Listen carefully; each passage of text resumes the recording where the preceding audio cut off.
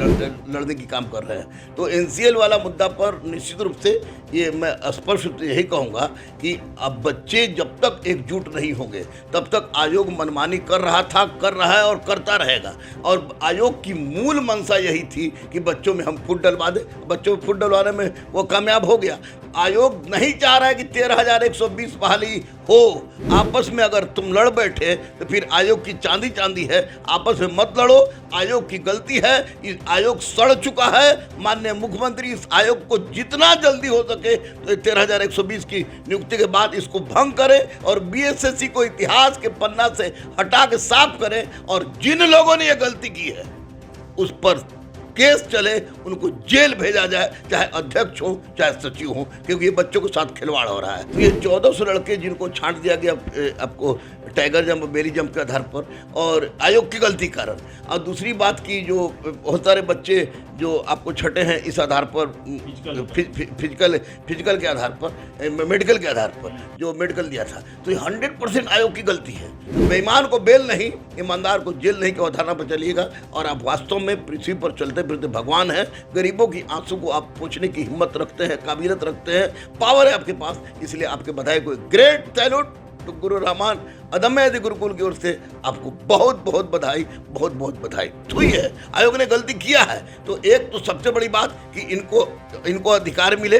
2446 को उनका अधिकार मिल गया, वे ज्वाइन कर लें। इसके बाद इनको इनका अधिकार मिले और माननीय कोर्ट के द्वारा निश्चित रूप से इनका अधिकार मिलेगा। लेकिन आप यही कीजिएगा कि लड़ते रहिएगा तो निश्चित रूप से इंसाफ मिलेगा। नमस्कार, आप देख रहे हैं द इंडिया टॉप। मैं हूं आदेश पुरी। 2446 दरोगा जो चयनित हैं उनका ज्वाइनिंग परसों से शुरू होगा, यानी कि 14 जनवरी से शुरू होगा। रहमान सर पहले भी बताए थे कि खरमास खत्म होते ही उनकी ज्वाइनिंग का प्रोसेस जो है वो शुरू हो जाएगा।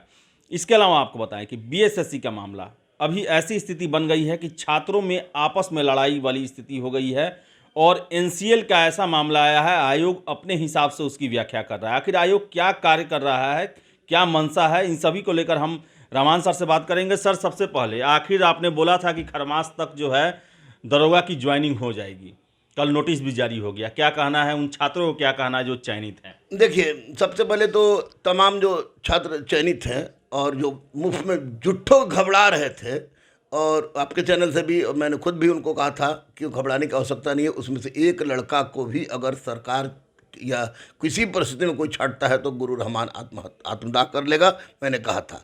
तो मैं तमाम चयनित छात्रों को, जो सब इंस्पेक्टर हैं, सार्जेंट हैं और जो सहायक जेलर हैं, उनको बहुत बहुत बधाई दे रहे हैं। और साथ साथ यह भी कह रहे हैं, आज युवा दिवस के अवसर पर, स्वामी विवेकानंद के जन्म दिवस के अवसर पर मैं उनको स्पष्ट रूप से कह रहा हूं कि आप जाइए, ज्वाइन कीजिए। और सबसे बड़ी बात कि एक बात हमेशा याद रखिएगा कि पुलिस व्यवस्था पर से लोगों की विश्वास धीरे धीरे हट रही है। तो नए नए जो आप लोग जा रहे हैं 2009 से लेकर अभी तक जो गए हैं, तो उसमें से निश्चित रूप से कुछ अच्छे बच्चे हैं। तो आप जाइए, बहुत ही अच्छे दिन सुबह 12 जनवरी के पूर्व संध्या पर आपको इस तरह की सूचना मिली, जिसकी सूचना हमने और आपने भी पहले भी दे दिया था कि आपको ज्वाइनिंग खरवास के बाद होगी, क्योंकि पुलिस विभाग इसका खरवास मुख्यालय खरवास की बात मानता है और मेरी बात भी हुई थी।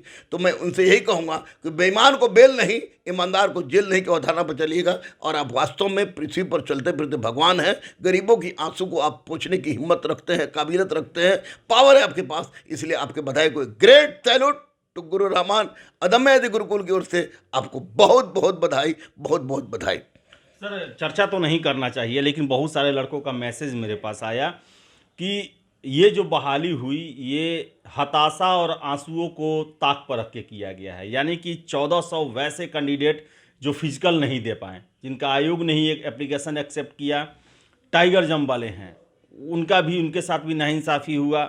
और हजारों की संख्या में वैसे छात्र हैं जो कि हमेशा ये आरोप लगाते हैं कि उन्होंने कट ऑफ से ज़्यादा अंक सही किए, लेकिन उनके साथ पीटी में या मेंस में उनको लापरवाही से या जानबूझकर बाहर कर दिया गया। क्या कहना है सर, उनका केस जो है इनको आगे भी प्रभावित कर सकता है या पूरी तरह सेफ हैं? आयोग की क्या गलती रही है? देखिए, सबसे बड़ी बात तो कि ये 2446 जो लड़के चयनित हुए हैं, अब इनको सिवाय मृत्यु कुछ प्रभावित नहीं करेगा। ये स्पष्ट दरोगा बन गए हैं। लेकिन एक बात मैं स्पष्ट रूप से ये बता दूं आपको कि जो हम लोग बार बार डिमांड करते थे कि आप आंसर शीट दीजिए, बार बार डिमांड करते थे क्वेश्चन दीजिए, बार बार डिमांड करते थे कि आंसर शीट दीजिए, लेकिन उसका आयोग ने कोई ध्यान नहीं रखा। तो ये 1400 लड़के जिनको छांट दिया गया आपको टाइगर जंप, बेली जंप के आधार पर, और आयोग की गलती कारण। और दूसरी बात की जो बहुत सारे बच्चे जो आपको छटे हैं इस आधार पर, फिजिकल के आधार पर, मेडिकल के आधार पर, जो मेडिकल दिया था, तो ये 100% आयोग की गलती है। और मैं कहता हूं कि जहां सत्य है वहां ईश्वर है, तो इन लोगों को हताश होने की आवश्यकता नहीं है। ये 2446 प्लस कितना भी हो जाए, ये इन लोगों को मैं स्पष्ट रूप से कह दे रहा हूं कि आप लड़ रहे हैं, लड़िए, हाई कोर्ट जाइए, सुप्रीम कोर्ट जाइए, क्योंकि आपकी हक की बात है, आप अपने हक के लिए लड़िए। क्योंकि अगर आपके साथ अगर क्या गलती इनके साथ हुई है, आयोग ने गलती किया है, तो एक तो सबसे बड़ी बात कि इनको अधिकार मिले, 2446 को उनका अधिकार मिल गया, वे ज्वाइन कर लें। इसके बाद इनको इनका अधिकार मिले और माननीय कोर्ट के द्वारा निश्चित रूप से इनका अधिकार मिलेगा। लेकिन आप यही कीजिएगा कि लड़ते रहिएगा तो निश्चित रूप से इंसाफ मिलेगा। लेकिन 2446 बच्चे जो चयनित हो गए हैं, अब उन पर किसी भी तरह का कोई खतरा नहीं है। वे चुपचाप जाएं, अपने फिजिकल को बचाते हुए, अपने शरीर को बचाते हुए चुपचाप जाएं और बढ़िया से काम करें और बिहार के सेवा में लग जाएं। लेकिन जो लड़के के साथ गलत हुआ है, वे लड़के हार मत मानेंगे, लड़ते रहेंगे, क्योंकि लड़ने में सच्चाई की जीत होती आई है, ये मैंने देखा है। सर एक और आयोग है बीएसएससी, उसका भी सर मनमानापन जारी है। एनसीएल का आपने सर सुना होगा, उसको लेकर केस भी हुआ और हाई कोर्ट में जो है फैसला कल ही आने वाला था, लेकिन एक इंटरवेनर ग्रुप आ गया जिसमें वो छात्र आ गए जिनको आशा है कि अगर एनसीएल पुराना नए वाले जो हैं वो बाहर हो जाएंगे तो सेकेंड लिस्ट जारी होगा।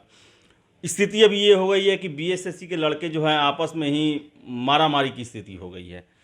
आयोग आखिर सर क्या कर रहा है? 8 साढ़े 8 साल लगता है एक बहाली पूरा करने में, और वो भी जो है अंत तक हाई कोर्ट में ही लटका हुआ है। देखिए, आयोग बीएसएससी आयोग का नाम लेते हुए शर्म आती है। इसको मीर जाफर जयचंद आयोग के नाम से जाना जाए तो अच्छी बात है। ये चाह रहा था कि बच्चे लड़ जाए, और बच्चे मूर्ख है जो आपस में लड़ने की काम कर रहे हैं। तो एनसीएल वाला मुद्दा पर निश्चित रूप से ये मैं स्पष्ट रूप से यही कहूँगा कि अब बच्चे जब तक एकजुट नहीं होंगे तब तक आयोग मनमानी कर रहा था, कर रहा है और करता रहेगा। और आयोग की मूल मंशा यही थी कि बच्चों में हम फुट डलवा दें। बच्चों में फुट डलवाने में वो कामयाब हो गया।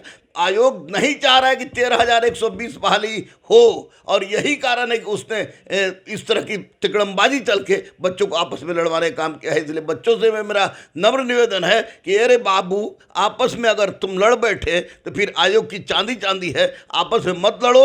आयोग की गलती है, इस आयोग सड़ चुका है। माननीय मुख्यमंत्री इस आयोग को जितना जल्दी हो सके तो 13,120 की नियुक्ति के बाद इसको भंग करें और बीएसएससी को इतिहास के पन्ना से हटा के साफ करें, और जिन लोगों ने यह गलती की है उस पर केस चले, उनको जेल भेजा जाए, चाहे अध्यक्ष हो चाहे सचिव हो, क्योंकि ये बच्चों के साथ खिलवाड़ हो रहा है। और मैं फिर से आपको बोल दे रहा हूं आदेश कि 13,120 लड़के को हंस के, रो के, गा के, मर के, जी के आयोग को भर्ती करना पड़ेगा। उसके चला 1 लिस्ट निकालिए, 2 लिस्ट निकालिए, 3 लिस्ट निकालिए, 4 लिस्ट निकालिए, आपको निकालना पड़ेगा। और बच्चों से मेरा अनुरोध है, विनम्र विनती है, क्योंकि बाकी कुछ बोलता नहीं है। हम बोलते हैं तो गाली भी हम ही सुनते हैं, आप बोलते हैं तो गाली भी आप ही सुनते हैं, लेकिन बोलने की हिम्मत किसी में नहीं है। कोई शिक्षक अभी तक तो बच्चों के लिए आवाज़ नहीं उठा रहा है, लेकिन हम यही आवाज़ उठाएंगे कि आपस में आप मत लड़िए, मिल के लड़िए, अस्तित्व समाप्त कर दीजिए बीएसएससी का। अगर आपस में आप लड़ गए तो फिर सारा बंटाधार हो जाएगा, और सारा प्रयास हम लोग का बंटाधार हो जाएगा। 13,120 की बहाली होने दीजिए, किसी भी हालत में होने दीजिए। आयोग चाह रहा था लड़वाना, वो लड़वाने में सफल हो गया है, लेकिन अभी भी वक्त है, सुधर जाइए। सर क्या देखते हैं सर, यहाँ के आयोग आखिर करते क्या हैं सर? संवैधानिक सर जो पद्धति है, जैसे कि बीएसएससी ही क्वेश्चन पेपर नहीं देती है, बीपीएससी भी नहीं देती है, आंसर शीट भी नहीं देती है, फिर से आपको बताएं सर ओएमआर का कार्बन कॉपी, आरटीआई तक का जवाब नहीं दिया जाता, जबकि 2005 में हर एक भारतीय को अधिकार मिल चुका है। क्या लगता है सर, ये आयोग क्या लॉर्ड लिटन के समय के सिविल सर्विसेज चला रहे हैं क्या? देखिए, लॉर्ड लिटन के समय में तो कम से कम कुछ अधिकार था, लेकिन ये लॉर्ड लिटन के भी बाप हो गए ये लोग। इन लोग को जेल जाना चाहिए। जिस तरह परमेश्वर राम और सुधीर कुमार जेल गए थे, उसी तरह इन लोग को भी जेल जाना चाहिए जो आरटीआई वाले हैं, क्योंकि यहाँ पर सब कुछ सैद्धांतिक सूचना पर चल रही है, व्यवहार में कुछ नहीं है। और जब तक व्यवहारिक पटल पर नहीं आएगा तब तक कुछ नहीं होगा। अब व्यवहारिक पटल पर उस समय तक नहीं आएगा जब तक लड़के एकजुट नहीं होंगे। अगर आपस में लड़ गए तो ये व्यवहारिक पटल पर नहीं आएगा, और जिस दिन एकजुट हो गए आयोग की ईंट से ईंट बच जाएगी। और सरकार को भी ध्यान देना चाहिए कि क्या खिलवाड़ करवा रहे हैं भाई आप। 13,120 लड़का में कोई 6 साल नौकरी करेगा, कोई 5 साल नौकरी करेगा, कितना का कहाँ मर गया, कोई कहाँ खप गया। वैसी परिस्थिति में आयोग की मनमानी है, आयोग की गुंडागर्दी है। और सबसे महत्वपूर्ण बात कि आप आयोग के अध्यक्ष और सचिव के पद पर अब कम से कम बुढ़ों को मत बैठाइए, एक्सपर्ट को बैठाइए, और जिसके पास दिल है, मानवता जिसके पास है, उसको बैठाइए। इन लोग की मानवता मर चुकी है। ये लोग अपना वक्त काट रहे हैं, वेतन ले रहे हैं, मोटा मोटा वेतन ले रहे हैं, और बच्चों की ज़िंदगी के साथ खिलवाड़ कर रहे हैं। तो आपको बता दें कि ये दोनों जो आयोग हैं बिहार में, मैं तो कहूँ तो लापरवाह निकम्मा आयोग हैं। और इसके जो हेड बनाए गए हैं वैसे थके हारे बुजुर्गों को बनाया गया है, जो कि अपने बुढ़ापे का समय काट रहे हैं, मोटी रकम ले रहे हैं, फैसिलिटी ले रहे हैं, और छात्रों के सपनों के साथ, भविष्य के साथ जम के खिलवाड़ कर रहे हैं। मुकदमेबाजी चल रही है, जो है संवैधानिक जो नियम है उन सब चीज़ का उल्लंघन किया जा रहा है, और छात्र जो है इससे परेशान हो रहे हैं, और धूमिल हो रही है बिहार की छवि। और इसके साथ ही साथ आपको बताएं कि बिहार को जो ससमय कर्मचारी मिलने चाहिए, ऑफिसर मिलने चाहिए, वो सभी प्रभावित हो रहे हैं। तो सरकार को इस पर कम से कम ध्यान देना चाहिए। और जब तक बहाली सही से, समय से और अपारदर्शी ढंग से नहीं होगा, अफसर सही नहीं मिलेंगे, कर्मचारी सही नहीं मिलेंगे, कैसे हम अच्छे और बढ़ते हुए बिहार की कामना कर सकते हैं। बिना इसके कामना करना जो है बेकार है। वो केवल नारों में और दीवालों पर सटने वाले पोस्टर की ही भाषा रह सकते हैं, यथार्थ में कुछ भी नहीं हो सकता है। तो ज़रूरत है इन सभी के कार्यप्रणाली की समीक्षा करने की, रिव्यू करने की, और जो भी दोषी हैं, जिन्होंने जानबूझ के ऐसा कुछ किया है, लटकाया है, भटकाया है, गलती किया है, उनको सजा देने की ज़रूरत है, ताकि आगे कोई भी ऐसा गलती न कर पाए। तो फिलहाल इस वीडियो में इतना ही। वीडियो पसंद आए लाइक शेयर करें, हमारे चैनल द इंडिया टॉप को सब्सक्राइब जरूर कर लें। धन्यवाद।